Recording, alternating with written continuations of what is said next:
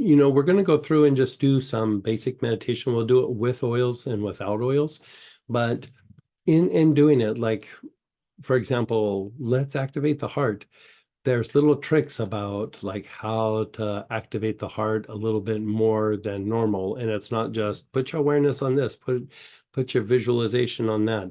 Like, for example, the activation of the heart, what I was going to have you guys do is we'll use an oil. We're not even going to have a suggested oil kit. You're just going to work with the oils that you have, and we'll make that work. But what we'll do is we'll like have you lay down, and I'm going to run you through like a way to relax the spine to a much deeper level than things we've done before. And in doing so, it's super activating to the heart.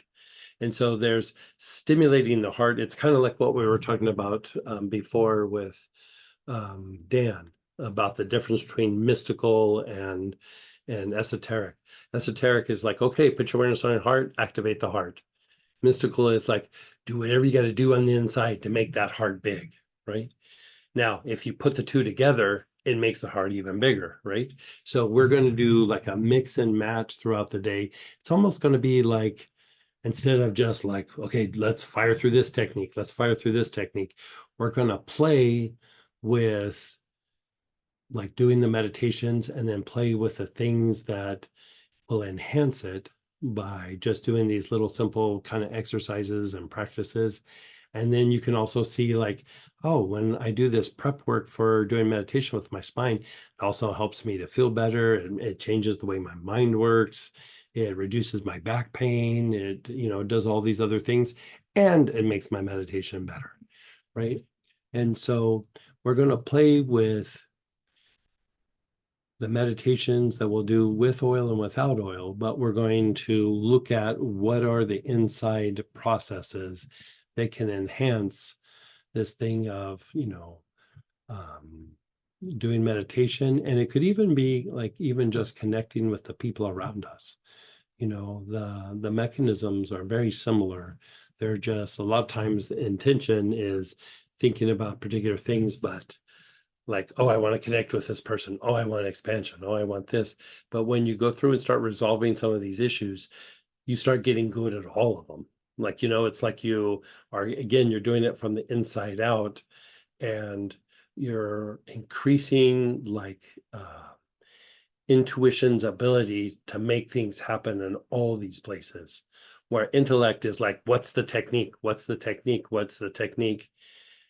Intuition is, how do I do this better? How do I maximize this? How do I take it to the next level? So we're going to merge those two. So it'll be a fun class. It's not going to be crazy intense. We're going to kind of play, but also prepping for, Easter is a time to kind of reinvest ourselves for finding and a deeper increasing the connection to the soul. It's the whole idea of a rabbit. I think I've said this before, but it's almost Easter time. Might as well start throwing it out there. I tell this story every year. So here in the U.S., we have this thing where a rabbit goes out and hides the eggs, and then the children go out and find the eggs.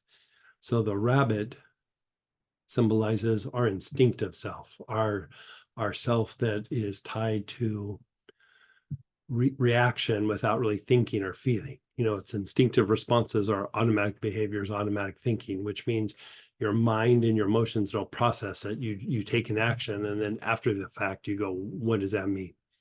So if you watch a rabbit, they run, but they don't really know where they're running. They're just sprinting, and then they stop and they look around, and then they almost like zigzag the way they run, because they're just sprinting, and then they're looking around, and then they sprint a different direction, because they're just doing everything on instinct.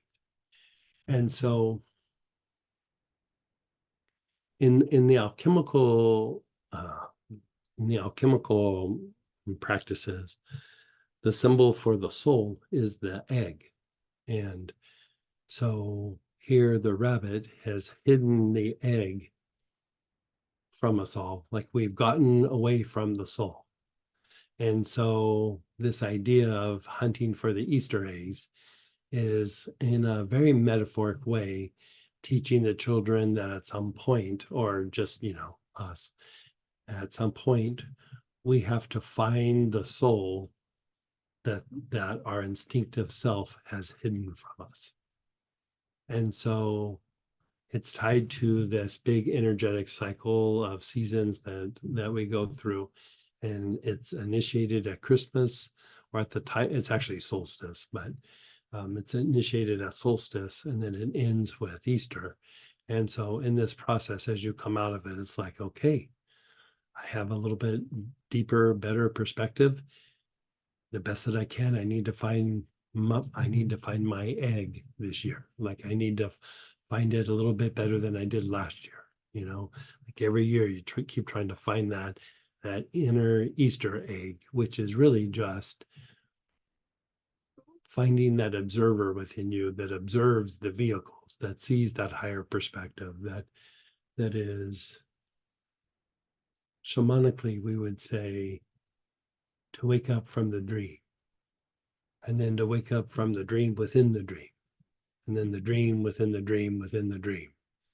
And there's something very similar in Buddhism, where they say, this is in the practices of like dream yoga and stuff, where you practice waking up, or interacting consciously with your dreams while you're asleep. But what you're really trying to do is build a skill set to wake up from the dream of your normal everyday life, like your waking dream. And, we all have these ideas of what life is going to be, and those momentum of what life is. And we have these projections that the mind has established. We need to do these things. And even within that, there's an automatic behavior. And at moments we wake up in that, and it's like, yeah, I don't even really want to do that. I've told the story that, like, when I was younger, I was really driven to do a certain thing in my life. And as I got closer and closer to it, I realized I really don't want to do this. But the people around me as I was growing up kept telling me I wanted to do this. And so even if I achieve my goal, it's not going to be as satisfying, because I'm living their dream. I'm not in my space. I'm not in my dream, which is still something I need to wake up from, but it's like I'm living somebody else's dream. And so even if I achieved it, it would mean nothing to me, because it really wasn't of me. It wasn't something that I was driven to do. And so even the things where, like, oh, I'm going to do this, and I'll make this, uh, I don't know. How when you're young, you think you're going to change the world, and you get older and you're like, I'm not going to change the world. Maybe I'll change the things around me. And then after a while you go, I'm just going to try to be a good person. And then after a while you're just like, I'm just trying to have good days. Like, I'm just trying to have enough good days in a row. And, it's great to have those ideas of what life is going to be like when you're young and everything. But as you get older, you get a lot more realistic and a lot more practical about things. And you start realizing the things that you thought were important really aren't. And the things that you gave no time or attention to, sometimes those are the most important things. We just thought we were going to be doing something different, but they were always around you. And, you know, so that's what I'd call like waking up from the dream.